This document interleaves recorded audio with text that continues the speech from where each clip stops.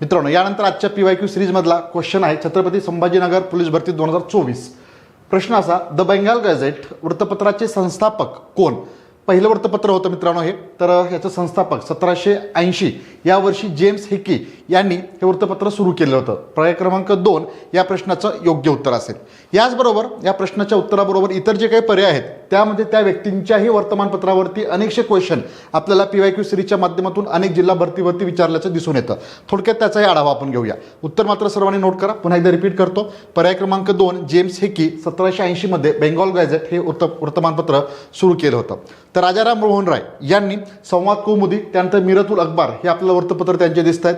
त्यानंतर Annie Besant जे आहेत तर न्यू इंडिया तसेच कॉमनवेल्थ हे त्यांचं वृत्तपत्र आहे.